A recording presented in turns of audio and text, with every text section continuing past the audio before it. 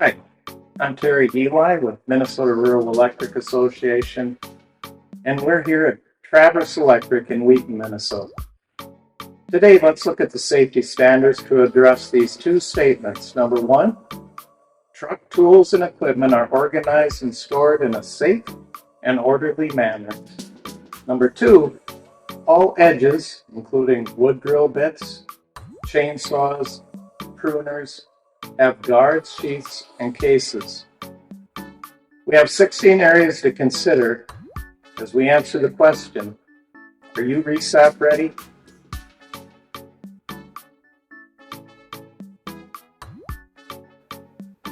To check our standards, we'll look in each bin on the truck. First, check to see if similar items are stored together. Remember, we're looking for orderly storage. So as we look at this bin, we can see upset bolts are here, 10-inch bolts, 12-inch bolts, 14-inch bolts, eye bolts. So this is an organized and orderly bin.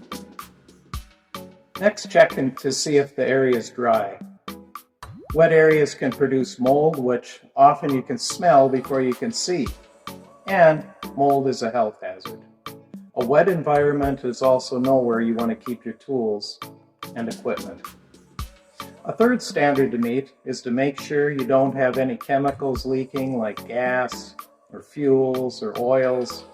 If so, make sure to clean them up properly and dispose of the rag in the oily rag container.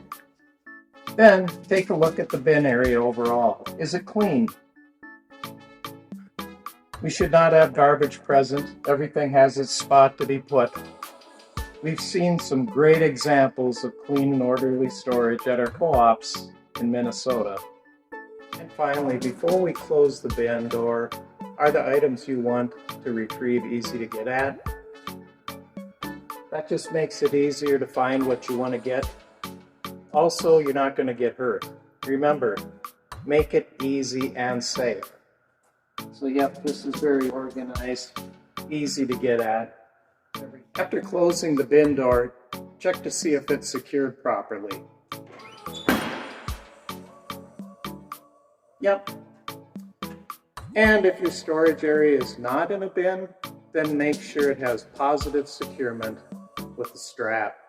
Remember, bungee cords are not an approved form of load securement. The next three standards to deal with is storage of propane cylinders.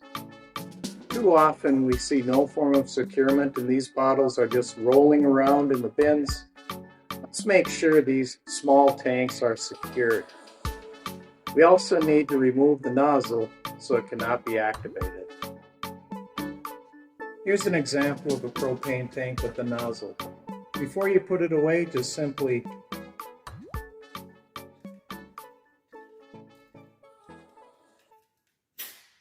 take the nozzle off and then put the tank away in a secure location.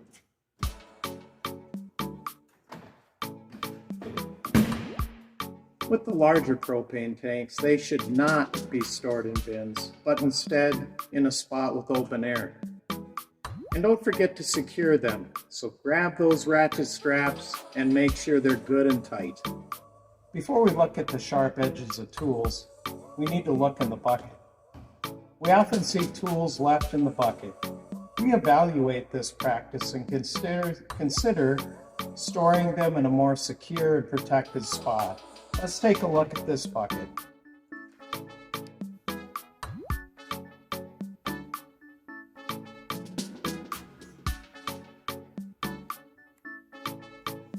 The remaining standards look specifically at how we guard our sharp edges. These can be evaluated as you inspect your bins and storage areas, but we're pointing them out more specifically here. So for our 11th standard, we take a look at the guard itself. Make sure it covers the entire sharp area. It's not damaged or cracked and is basically doing a good job. The job that it's intended to do. Protect you from getting cut. Take for instance this guard here on this saw. It's in good shape. It's not cracked, damaged at all, and it covers the whole length of the saw blade. This is a good guard here. Then we can take a look at these specific items to make sure they're guarded. For instance, let's look at our chainsaw. Needs to be protected even when it's in our own bin. Look for the plastic cover. Take for instance this saw, the blade has the plastic cover and it covers the entire blade. Another item to cover is the drill bits. We often see them in holders on bin doors. This one happens to be in the bottom of the bin. As you can see, it's in a PVC holder here.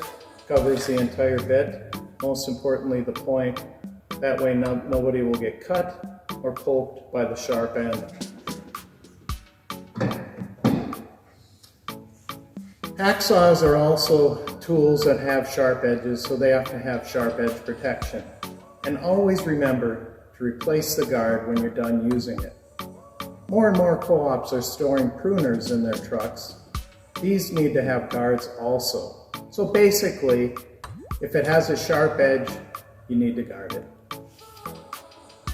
We've now considered the 16 areas of setting your safety standards for truck tools, equipment storage, and protection from sharp edges. And now you know, so let's go do. And always remember, it's your words and your actions that set your safety standard. And never forget to live your commitment to safety today.